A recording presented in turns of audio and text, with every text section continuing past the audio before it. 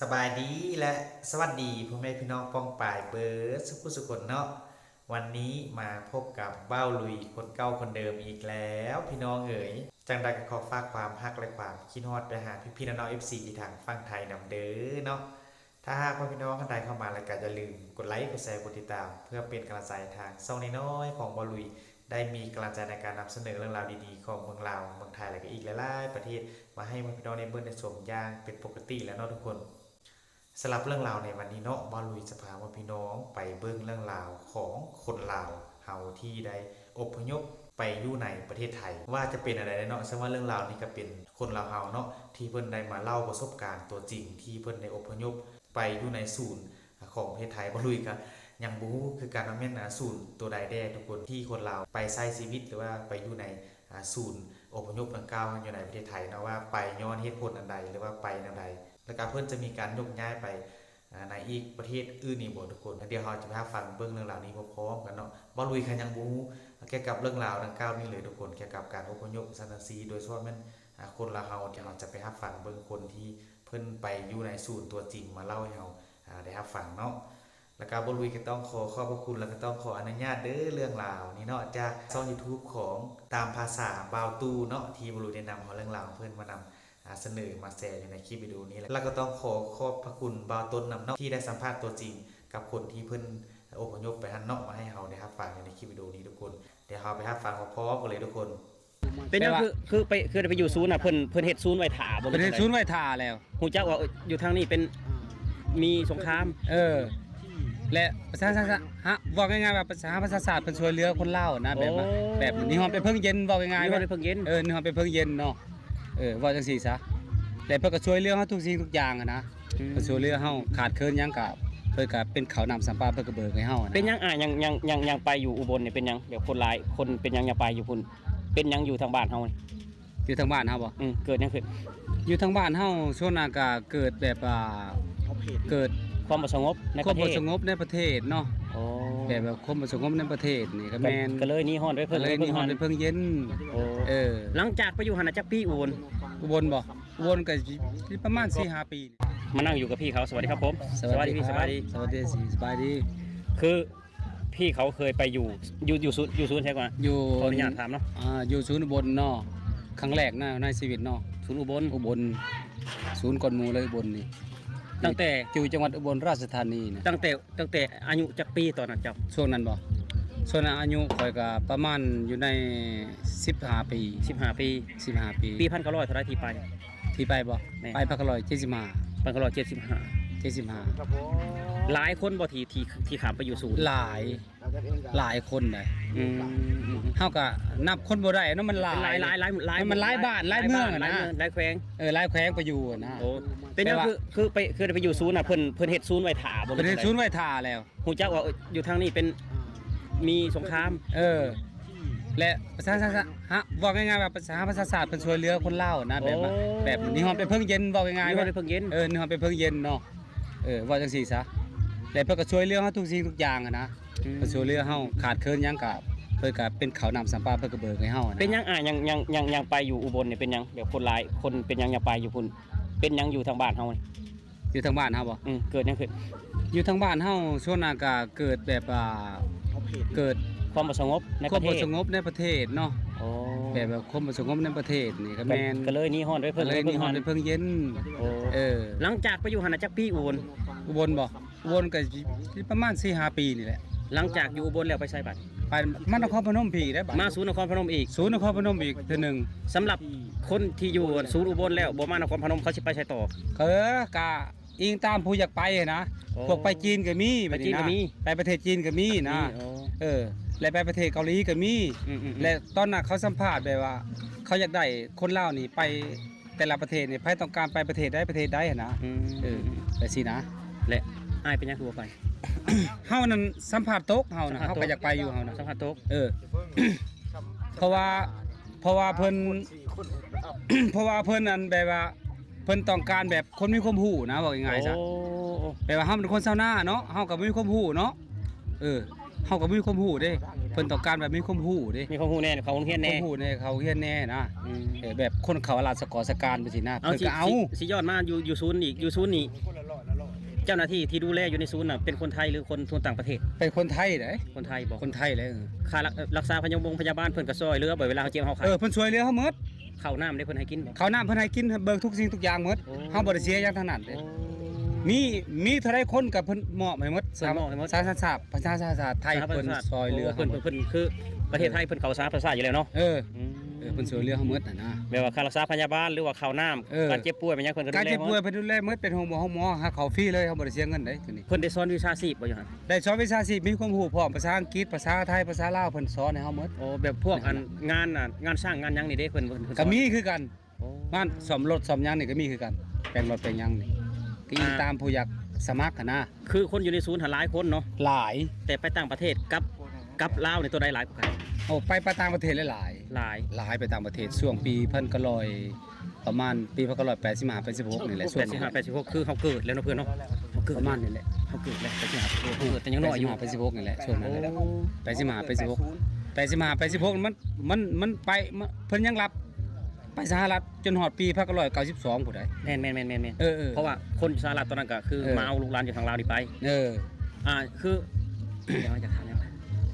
ตอนไปครั้งแรกนะมีบ่ได้มีสะพานแบบนี้เนาะบ่ได้มีสะพานไทยลาวเนาะ บ่มีหยังเพิ่นยังบ่สร้าง แล้วไปแบบใด ฮะ ไปแบบใด ไปทางรถทัวร์เด้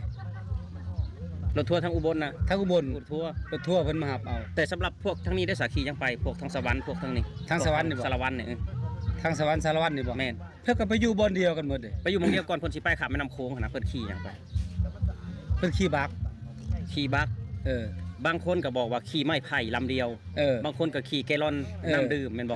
แม่น มีข้ามแม่น้ำโขงไปตอนนั้น แม่น คือไผแบบว่ากระโดดทันแล้วก็ทันหยังกับทันอันนั้น ท่านยังกับท่านอันนั้นแล้วเทื่อกับไผเฮือเทื่อขี่เฮือ อืม ช่วงนั้น คือตอนนั้นน่ะย้อนขอยสิย้อนไปอีกว่า ตอนเจ้าอยู่ลาวน่ะเจ้าได้ออกป่าบ่ไปเป็นทหารอยู่ป่าบ่ กลับบ่ได้เป็นน่ะ อันนี้น่ะไปกับพ่อแม่ซื่อๆบ่ ไปกับพ่อแม่ซื่อ โอ้ ๆยกครอบครัวไปซื่อๆ แต่เจ้ายังบ่ได้ออกป่า ยังบ่ได้ออก แสดงว่าเจ้าเป็นผู้อพยพที่อายุยังน้อยอยู่ แม่น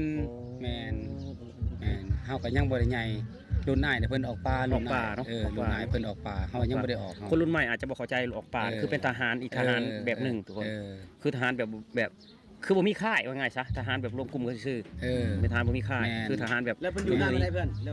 เหตุผลได้กลับมาได้จังได เอ้า มาแบบใด อยู่ศูนย์อีกอยู่ศูนย์นาโพนี่อยู่ศูนย์นั่นอุบลนี่4 ปี 4 ปีหรือ5 ปีประมาณนี้ และศูนย์นครพนมเป็นจักปี ศูนย์นครพนมเนี่ยเฮามาอยู่ศูนย์นครพนมในช่วง1982เจ้าก็ไล่เอา 82 เฮามา95 โอ้ จักปี 82 26ปีประมาณ หลังจากอยู่ศูนย์นครพนมแล้วไปใช้ต่อบัดนี้ออกจากหัน มาพี่แหล้วมากลับประเทศเฮาไป ก แล้ ลั ว บมาบ้านเขาเลย สัมภาษณ์มาคักแน่ได้ สัมภาษณ์ว่าเจ้าสิกลับมาบ่ประเทศลาว ไปแบบเพิ่นหมดโควต้าเลี้ยงเด้ ตะโกตาเรียก เพิ่นบ่เอาเด้ สามภาษาชาติแปลว่า คนยังเหลือน้อยว่าง่ายใช่ในศูนย์น่ะคนไปคุณหมดแล้วแล้วเพิ่นสัมภาษณ์ สัมภาษณ์ ว่าเจ้าสิกลับบ่ เจ้าสิกลับบ่ เอาข่อยบ่กลับข่อยสิไปใช้เจ้าบ่เอาข่อย บ่กลับกับเพิ่นให้กลับเด้เพิ่นมาอยู่ในประเทศเพิ่นได้บัดนี้ไปซั่นใด แสดงว่าให้สัมภาษณ์สัมภาษณ์เจ้าต้องมีทางเลือกเดียวคือเจ้าต้องกลับ แม่น โอ้คิดว่าสัมภาษณ์ได้แหละเจ้าสิกลับบ้านบ่หรือว่าสิไปต่างประเทศจริงๆนะตอนนั้นอันนั้นน่ะคือสัมภาษณ์แล้วไปต่างประเทศเจ้าบ่ได้เจ้าตก แต่เฮา โต ตก เราไผอยากไปก็ได้เนาะต้องสัมภาษณ์ไปอีก สัมภาษณ์ได้มันเป็นการสัมภาษณ์ได้ อยู่เก่ง บางคนสัมภาษณ์ได้ก็บ่ไปเพื่อ อยู่ประเทศบ้านเพิ่นเมืองเพิ่นต้องแน่นอนได้สัมภาษณ์ สัมภาษณ์ได้ก็บ่ไปถามว่าอยู่บ้านเพิ่นก็มีคนเก่งบ่คือเมียของนาบ่าวนี่ก็บ่เป็นหยังเลี้ยงงูเลี้ยงควายอยู่เนาะคือคนตะกี้ซึ่งเลี้ยงงูเลี้ยงควายผัวมาเอาแล้วก็ไปพุ่นก็เข้าโรงเรียน ๆหัวหน้าเพื่อนเฮายังเว้าในนี่คือว่าถ้าในเมื่อการสัมภาษณ์เนี่ยคือคนเฮาคือจะเป็นหยังต้องสัมภาษณ์เมื่อเฮาอยากไปอ่ะ ต้องสัมภาษณ์ได้สัมภาษณ์เขาสัมภาษณ์ไว้ได้เอาอธิบายให้น้อง เขาสัมภาษณ์บ่เขาสัมภาษณ์อยากไปอยู่ประเทศที่3เนาะคือเพิ่นเว้าเนาะ แม่น แต่ว่าอยากไปอยู่ความบ่เจริญเนาะว่าง่ายๆซะ ๆ เพราะว่าประเทศเฮานี่มันทุกข์ตะกี้เนาะเพิ่นไปอยากอยู่บ่สนุกไปสินะว่าง่ายๆซะ เป็นหยังเจ้ายังอยากไปประเทศที่3เขาสัมภาษณ์มีบ่ เออ โอ้แล้วเจ้าตอบไปได้ เฮาน่ะบ่เฮาอยากไปอยู่บ่สนุกเฮานั่น เจ้าตกแล้ว บ่แล้วตกได้ นั่นแหละยังว่าต ต ก กแหละเฮา ผู้อื่นนี่เขาตอบ เฮาคิดบ่ทันเด้เฮาคิดบ่ทันในช่วงนั้นเด้ เขาต้องตอบเรื่องการเมืองแน่นอน บ่เพื่อน เออบ างคนก็ตอบว่าข่อยเป็นไข้ข่อยจะไปรักษา เออ นี่อันนี้ผู้เฒ่าผู้แก่เพิ่นว่าให้ฟัง แม่น ข่อยเป็นไข้ข่อยจะไปรักษาผ่าน พลาดตกบัดนี้เพิ่นถามมาอีกว่าอาชีพเจ้าเฮ็ดหยังทำนาเฮาอ่ะอาชีพเฮาก็ทำนาเนาะเฮาว่าความจริงนะเฮาก็บ่มีความรู้หยังเด้อาชีพทำนาเนาะแม่นแต่ว่าเพิ่นก็เลยบ่เอาจังซี่นะ เฮานึกว่าคนที่อยากไปนี่สัมภาษณ์ว่าเจ้าอยากไปย้อนหยัง คอยบ่มักระบอบนี่คอยมักนี่อย่างแนวๆ บ่เขาบ่ได้บังคับจัดบังเว้านะ บ่ได้เว้าแบบนั้น เรียกแต่ว่าเจ้าจะบอลสนุกปุ๊บ มันก็ส่วนร้ายมันก็ส่วนร้าย กั กัน เพื่อน มันก็ส่วนร้ายสิได้แหละเพื่อน ขี้ ส่วน ขา ร้า ด ยก็ ได้เบิ่งคนอยากสนุกเป็นปัจจุ ส่วน บันแล้ว เขาคิดไปนั่นแหละคือ ด้วยกันเว้าแล้วก็ ครับบ่แม่นคนบ่แม่นขี้ข้านคือจะเว้ากับบ่ถึงบ่แม่นขี้ข้านเพราะว่าคนลาวเฮาเนาะออกหนีฮอดไปเพิ่งเย็นเนาะคือเขาเว้าเนาะหนีฮอดไปเพิ่งเย็นไปอยู่ไทยกันฟ้าหลายฟ้าหลายปีเนาะบ้านนี้ทั้งสถานทูตสหรัฐอเมริกาเพิ่นก็จะได้คนลาวไปอยู่เนาะแต่คนลาวไปอยู่แล้วก็คนลาวก็อยากไปเห็นเนาะประเท ส ศ มมุติ เพิ่ ว่าน เนาะ เจ้าสัมภาษณ์ได้สมมุติเฮาสัมภาษณ์ได้เขาให้เลือกบอกประเทศใด ก็เจ้ามักประเทศใดเจ้าไปประเทศจีน สมมุติว่าเจ้าสมมุติในใจของเจ้าสัมภาษณ์ได้เจ้าสิไปประเทศใด ค่อยไปประเทศสหรัฐข่อย สหรัฐเป็นหยังคืออยากไปสหรัฐแบบในใจแบบว่าหาข้อมูลไว้หรอเป็นหยังต้องไปสหรัฐ จะอยากไปสหรัฐบ่ แม่น อยากไปสหรัฐเพราะว่าอยากไปนะบ่สหรัฐน่ะเพิ่นมีแบบว่ากันว่าไปเฮ็ดอันงานเหตุการณ์ก็มันกว่าประเทศอื่นน่ะนะ โอ้มัน กับแก่เฮาได้ เงินมันดีกว่าประเทศอื่น สมมติจะไปได้เจ้าคิดว่าสิไปอยู่เลยบ่หรือสิยังอยากกลับมาอยู่แค่นี้ล่ะ กลับแล้วเฮ้ยก็บ่ลืมแล้วประเทศเฮาเนาะก็บ่ลืมก็หลายคนเลยได้มาประเทศ ปรา เฮา ถนาอยากไปหาเงินเลยอยากกลับมาอยู่ ก็อยากกลับ กลั มา บ อยู่ มาเยี่ยมลูกเยี่ยมเต้าเนาะ ก็ยังลูกยังเต้า สมมุติ ยัง ว่า ลูกยังหลาน มีลูกมีเมียอยู่พุ่นกะ คือมาเยี่ยมที่ก็คิดฮอดลูกคิดเมียคือเก่าคือตอนนี้แบบเจ้าอยู่ประเทศไทยจากปี25ปีบ่ 25ปีหรือ30ประมาณ เจ้าก็แบบว่าผูกพันบ่กับประเทศไทย ก็มีญาติพี่น้องอยู่ได้แหละ เขียนหนังสือไทยเป็นบ่ ก็เป็น โอ้ ก็พอได้อยู่ คันมี FC ไทยเพิ่นเบิ่งอยู่ตอนนี้แบบเจ้าอยากบอกเพิ่นหยังเพิ่น ฮะ เจ้าอยากบอกหยังเพิ่นFC ไทยเพิ่นเบิ่งอยู่ตอนนี้อยากบอกหยังแบบว่าเจ้าไปอยู่ประเทศไทยอาศัยอยู่ประเทศไทยหั่นนะ อาศัยอยู่บ่ แม่นเจ้าอยากบอกหยังแบบว่าเจ้าซึ่งในหัวใจของเจ้าหั่นนะ แบบว่าประเทศไทยเคยให้บทเรียนเจ้าหยังให้สอนเจ้าหยังหั่นนะ สอนทุกสิ่งทุกอย่างได้ อืม เพิ่นให้ความรู้สอนถึงซื้อพร้อมได้ เพิ่นมีความรู้ให้เฮาเด้ให้เฮาแบบว่าเฮามาประเทศเฮาก็ให้